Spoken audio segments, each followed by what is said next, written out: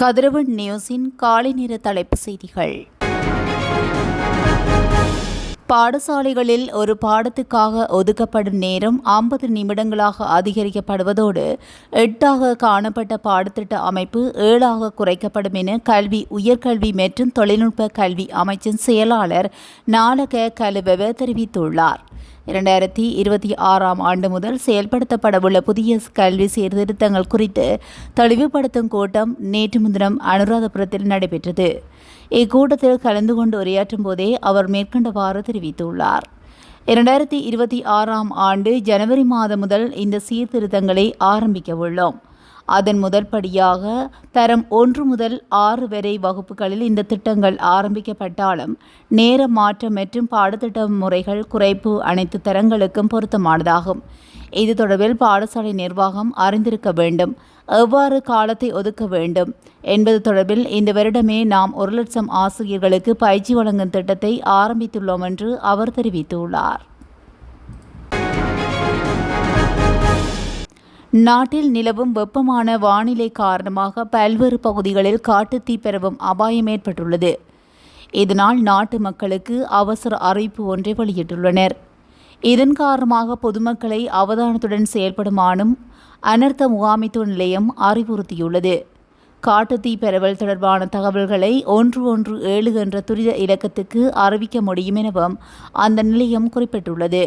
மேலும் அத்தியாவசியமற்ற நடவடிக்கைகளுக்கு குடிநீரை பயன்படுத்துவதை குறைத்து அத்தியாவசிய அன்றாட நடவடிக்கைகளுக்கு மட்டும் நீரை பயன்படுத்துமாறும் தேசிய நீர்வளங்கள் மற்றும் வடிகால் அமைப்பு சபையின் பிரதி பொது முகாமையாளர் பொதுமக்களுக்கு அறிவுறுத்தியுள்ளார். வடமாகாணத்தில் ஒரு தாதியர் கூட இல்லாத 33 பிராந்திய மருத்துவமனைகள் உள்ளதாக சுகாதார மற்றும் வெகுஜன ஊடக அமைச்சர் வைத்தியர் நலிந்த ஜெயதிச தெரிவித்துள்ளார். தாதியர்களை நியமிப்பதன் மூலம் குறித்த வெற்றிடங்களை நிரப்ப நடவடிக்கை எடுக்கப்படும் எனவும் அவர் கூறியுள்ளார்.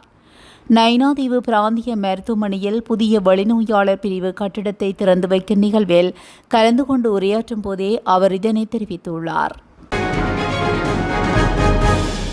ஜனாதிபதி அன்ருகுமார் திசுநாயக்க தனது ஜனாதிபதி தேர்தல் விஞ்ஞாபனத்தில் சேர்க்கப்பட்டுள்ள 22 முக்கிய வாக்குறுதிகளில் ஒன்றை நிறைவேற்றியுள்ளதாக வெரிடே ஆராய்ச்சி நிறுவனம் தெரிவித்துள்ளது.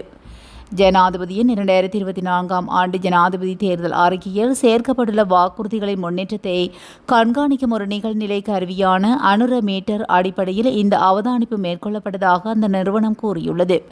இதன்போது சம்பாதிக்கும் போது செலுத்தும் வரி முறையை திருத்தி அமைத்தது மட்டுமே நிறைவேற்றப்பட்ட ஒரே ஒரு வாக்குறுதியாக தெரிவிக்கப்படுகிறது. பாதாள உலக நடவடிக்கைகளை தடுப்பதில் இந்த அரசாங்கத்தில் பாதுகாப்புத்துறைக்கு பொறுப்பான அமைச்சர் எதுவும் செய்யப்படவில்லை என பீல்டு மார்ஷல் சரத் பொன்சேகா தெரிவித்துள்ளார். எஸ்எல்ஏ பௌர்ணமி போயாவை முன்னிட்டு கலனியில் இடம்பெற்ற கூட்டத்தில் உரையாற்றும் போதே அவர் இதனை தெரிவித்துள்ளார். அதன்போது கருத்து தெரிவித்த அவர், இந்த அரசாங்கத்தில் பாதுகாப்புத்துறைக்கு பொறுப்பான அமைச்சர் சில வேலைகளை செய்கின்றார்.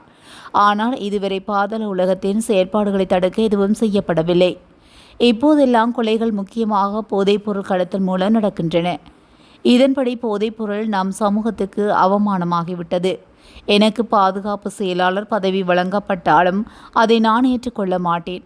அத்தோடு நடவடிக்கைகளை செயல்படுத்த அங்கு சரியான செயலாளர்கள் இல்லை. எனவே அமைச்சகங்களின் தணிக்கை அதிகாரிகளாக செயலாளர்கள் உள்ளனர்.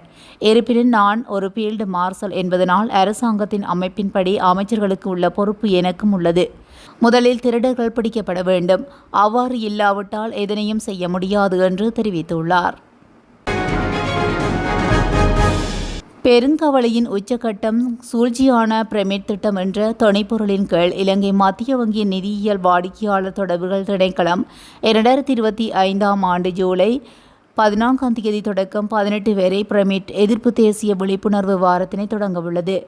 தேசிய முன்னெடுப்பானது நிதியியல் உறுதிப்பாட்டினை பேணுதல் மற்றும் நிதியியல் வாடிக்கையாளரின் நல்வாழ்வை மேம்படுத்தல் என்ற இலங்கை மத்திய வங்கியின் பொறுப்பாணையுடன் இது அணி சேர்ந்துள்ளது. பாடசாலை மாணவர்கள், ஆசிரியர்கள், முப்படையினர், தேசிய பாதுகாப்பு திணைக்கள ஆளணி, இலங்கை காவல்துறை உத்தியோகத்தர்கள், அரசு ஊழியர்கள் மற்றும் பொதுமக்கள் உள்ளடங்கலான சனத்தொகையின் பரந்தளவிலான பிரிவினர் மத்தியிலேயே இப்பிரச்சார நடவடிக்கை கணிசமான தேசிய விழிப்புணர்வை ஏற்படுத்தும் என எதிர்பார்க்கப்படுகின்றது. விழிப்புணர்வு நடவடிக்கைகள் நாடளாவிய ரீதியில் 6172 பாடசாலைகள் மற்றும் 14,022 கிராம சேவையாளர் பிரிவினூடாக மக்களை சென்றடைந்து அடிப்படை மட்டத்தில் உள்ளவர்களை உள்ளடக்குவதையும் சமூக ஈடுபாட்டையும் உறுதி செய்யும். யாழ்ப்பாணம் எழுவை தீவுக்கு அப்பால் உள்ள புதுடு பகுதியில் இலங்கை கடற்படை நேற்று முன்தினம் நடத்திய விசேட தேடுதல் நடவடிக்கையின் போது 15 மில்லியன் ரூபாய்க்கும் அதிகளவான பெறுமதி கொண்ட சுமார் 38 கிலோ 700 கிராம் கேரளா கஞ்சா கடற்படையினரால் கைப்பற்றப்பட்டது. குறித்த கடல் பகுதியில் மிதக்கும் சந்தேகத்துக்கிடமான பையொன்று கண்காணிக்கப்பட்டு ஆய்வு செய்யப்பட்டது. அந்த பையில் அடைக்கப்பட்டு இருந்த சுமார் 38 கிலோ 700 கிராம் கேரளா கஞ்சா கடற்படையினரால் கைப்பற்றப்பட்டது. இந்நிலையில் கடற்படையின் நடவடிக்கைகளின் மூலம் கரைக்கு கொண்டு வர முடியாதனால் கேரளா கஞ்சா கையிருப்பை எழுவை கடலில் வைக்கப்பட்டிருக்கலாம் என்று சந்தேகிக்கப்படுவதுடன் பறிமுதல் செய்யப்பட்ட கேரளா கஞ்சா கையிருப்பின் பெறுமதி 15 மில்லியன் ரூபாய்க்கும் அதிகம் எனவும் நம்பப்படுகின்றது. மேலும் சட்ட நடவடிக்கைகளுக்காக ஊர்காவல்துறை போலீஸ் நிலையத்தில் ஒப்படைக்கப்பட உள்ளமை குறிப்பிடத்தக்கது. கொழும்பு தேசிய வைத்தியசாலை ஆய்வுக்கூடத்தில் சுமார் 2 கோடிக்கு மேல் காலாவதியான ரசாயனங்கள் கொள்வனவு செய்யப்பட்டுள்ளதாக குற்றம் சுமத்தப்பட்டுள்ளது. மருத்துவ மற்றும் சிவில் உரிமைகளை பாதுகாக்கும் வைத்தியர்களின் சங்க கூட்டணியின் தலைவர் டாக்டர் சமல் சஞ்சீவ குறித்த குற்றச்சாட்டை முன்வைத்துள்ளார். இதன்படி காலாவதி திகதி அண்மித்த ஆய்வுக்கூடத்துக்கு பயன்படுத்தப்படும் எதிர்வினை ஆற்றும் ரசாயனங்கள் கொள்வனவு செய்யப்பட்டுள்ளதாகவும் அவர் கூறியுள்ளார். இதனால் பல்லாயிரக்கணக்கான நோயாளர்களின் உயிருக்கு ஆபத்து ஏற்பட்டுள்ளது எனவும் குறிப்பிட்டுள்ளார். மேலும் தேசிய வைத்தியசாலை ஆய்வுக்கூடத்தில் இந்த ஆண்டு ஜூன் மாதம் அரசினால் மேற்கொள்ளப்பட்ட கணக்காய்வின்படி 3 ஆண்டுகளில் தேசிய வைத்தியசாலை ஆய்வுக்கூடத்தில் மருத்துவ விநியோக பிரிவின் ஒப்புதல் இல்லாமல் உள்ளூரில் வாங்கப்பட்ட ரசாயனங்களின் பெறுமதி 22,500 ரூபாய் மில்லியனுக்கும் அதிகமாகும். இதில் கிட்டத்தட்ட 13 மில்லியன் பெறுமதியானவை என்றும் இவை காலாவதியாகிவிட்டது என்றும் தெரிவிக்கப்பட்டுள்ளது.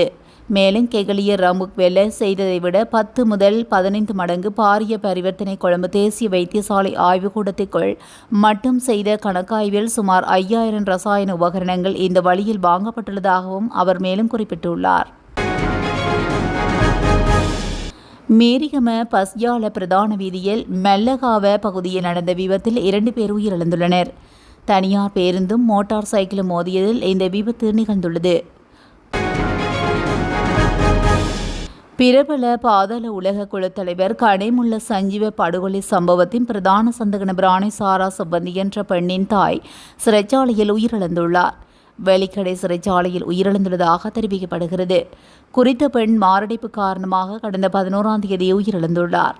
இந்த கொலைக்கு உதவிய குற்றச்சாட்டின் பேரில் சாராவின் தாய் மற்றும் சகோதரர் ஆகியோரை காவல்துறையினர் கைது செய்து தடுப்பு காவலில் வைத்திருந்த நிலையிலேயே தாயார் மரணமடைந்துள்ளதாக தெரிவிக்கப்படுகின்றது. யாழ்ப்பாணம் போதனா வைத்தியசாலைக்கு சுகாதார அமைச்சர் நலிந்த ஜெயதிச நேற்று முன்தினம் விஜயம் செய்துள்ளார். இதன்போது கடத்தொழில் நேரியல் வள அமைச்சர் ராமலிங்கம் சந்திரசேகர், நாடாளுமன்ற உறுப்பினர்களான இளங்குமரன் வைத்தியர், ஸ்ரீ பவானந்த ராஜா மற்றும் ஜே ரஜீவன் ஆகியோர் சென்றிருந்தனர். அதன்போது வைத்தியசாலையில் உள்ள வளங்கள் மற்றும் தேவைகள் தொடர்பாகவும் சுகாதார அமைச்சர் பார்வையிட்டதோடு வைத்திய நிபுணர்களுடனும் கலந்துரையாடியுள்ளார். சருமத்தை வெண்மையாக்கும் கிரீம்கள் பயன்படுத்துவதனால் சரும நோய்களுக்கு உள்ளாகும் மக்கள் எண்ணிக்கை அதிகரித்துள்ளதாக கொழும்பு தேசிய வைத்தியசாலையின் நச்சு தொடர்பான தகவல் மையத்தின் விசேட வைத்திய நிபுணர் வைத்தியர் பெர்னாண்டோ எச்சரிக்கின்றார். சமூகத்தில் பலர் தற்போது சருமத்தை வெண்மையாக்கும் கிரீம்களை பயன்படுத்துவதில் ஆர்வம் செலுத்தி வருகின்றனர். இதற்கு போதிய விளக்கம் அல்லது அறிவுரைகள் இல்லாததனால் மக்கள் சரும ஆரோக்கியத்தை பாதுகாப்பதற்கு பதிலாக தரமற்ற கிரீம்களை பயன்படுத்தி அதனால் ஏற்படும் பிரச்சினைகளுக்கு ஆளாகின்றனர்.